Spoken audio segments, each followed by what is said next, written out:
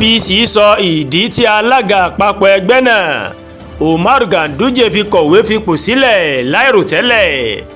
Ẹgbẹ́ òṣèlú tó ń ṣe ìṣàkóso lọ́wọ́ ní Nàìjíríà ìyẹn All Progressives Congress APC ó ti tan ìmọ́lẹ̀ sí ìdí tí alága àpapọ̀ ẹgbẹ́ wọn ìyẹn Abdullahi Umar Ganduje bó ṣe kọ̀wé fipò rẹ̀ sílẹ̀ láìròtẹ́lẹ̀. Ọjọ́ mà ti pẹ́ díẹ̀ tí àwọn èèyàn kan mà ti sọ wípé nǹkan kò mọ́ rọ́gbọ̀ nínú ẹgbẹ́ náà, àmọ́ tí alága náà fi ọwọ́ rọ́ gbogbo àhesọ wọn sẹ́yìn. Olùdarí ìkéde àti ìpolongo fún ẹgbẹ́ APC Bala Ibrahim ó mà báwọn oníròyìn sọ̀rọ̀, ó sì sọ wípé kókó ìdí tí Ganduje tó ṣe sọ pé òun má kọ̀wé fipò sílẹ̀ ó mà ní ètò ìlera rẹ̀ o.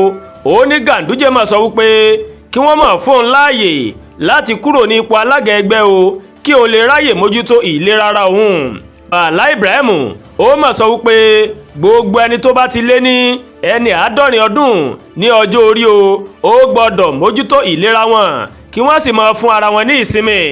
Ààrẹ ti tẹ́wọ́ gba ìwé ìfipòsílẹ̀ Ganduje, bẹ́ẹ̀ náà sì ni àwọn ọmọ ìgbìmọ̀ olùdarí náà àwọn náà ti ṣe bẹ́ẹ̀. Gbogbo èèyàn ló gbà pé ìpinnu Ganduje ó mà jẹ́ èyí tó dára o, tí àwọn sì yọ̀ǹda pé kó lọ tọ́jú ara rẹ̀ tí ẹgbẹ́ yóò sì gbájúmọ́ ṣíṣe àwọn nǹkan tí yóò ró lágbára àti èyí tí ó mú kó ṣe àṣeyọrí nínú àwọn ìdìbò tó ń bọ̀.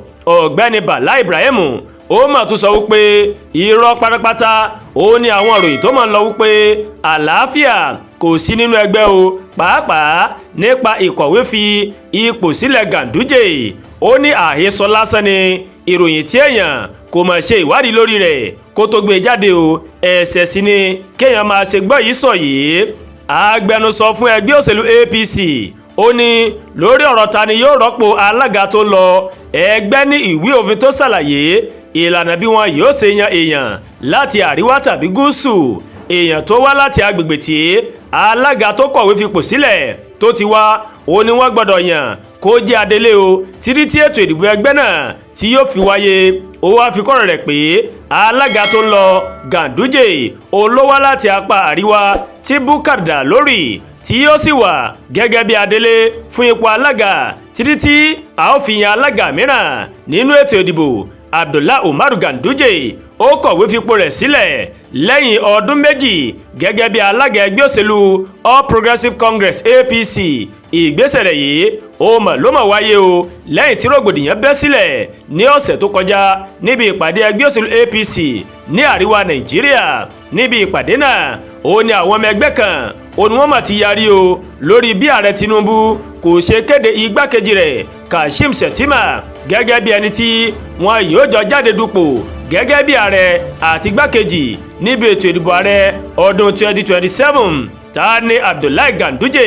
Abdullahi Umar Ganduje wọ́n bí ní abúlé Ganduje níjọba ìbílẹ̀ Dawaki Tofa ní ìpínlẹ̀ Kano lọ́dún 1949. Ó bẹ̀rẹ̀ sí ní ka Kùránì àti ìmọ̀ nípa Ìsìlámù ní abúlé ọ̀hún tó sì tún lọ sí ilé ẹ̀kọ́ alákọ̀ọ́bẹ̀rẹ̀ Dawaki Tofa láti ọdún 1956 sí 1963. Ganduje lọ sí ilé ẹ̀kọ́ girama Birinkudu ní ọdún 1964 tó sì kẹ́kọ̀ọ́ jáde ní ọdún 1968. Bákan náà ló mà tún lọ sí ilé ẹ̀kọ́ fún àwọn olùkọ́ ní Kánò láàrin ọdún 1969 sí 1972. Gómìnà àná ní ìpínlẹ̀ Kánò ni ó sì gba oyè ìmọ̀ ètò ẹ̀kọ́ láti fáyítì Ahmadu Bello ní Zaria ní ìpínlẹ̀ Kaduna ní ọdún 1975. Ní ọdún 1979 ó gba oyè master láti ilé ẹ̀kọ́ fáyítì Bayero ní Kánò tó ètò padà lọ sí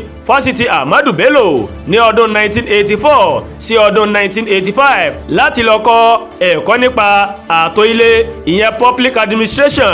Ó gba oyè PhD láti fásitì ti ìlú Ìbàdàn ní ọdún 1993. Àdúràgbà Olúwatóyìn ló ń kàròyìn sí létí o láti kàn ní Ẹ̀yà Yorùbá World TV. Bẹ́ẹ̀ ṣe wò wá ẹ máa bá wa like, ẹ máa share, ẹ máa comment, ẹ má tún gbàgbé láti bá wa subscribe sórí YouTube channel wa kẹ́ wá bá wa tẹ notification bell láti lè máa mọ àwọn ètò wa lọ́kọ̀ọ́jọ̀kan tó bá ti gorí ìkànnì yìí. A kú sinmi òpin ọ̀sẹ̀ ọ̀pọ̀ ẹ̀ báyìí láṣẹ lókè ìpẹ́ o.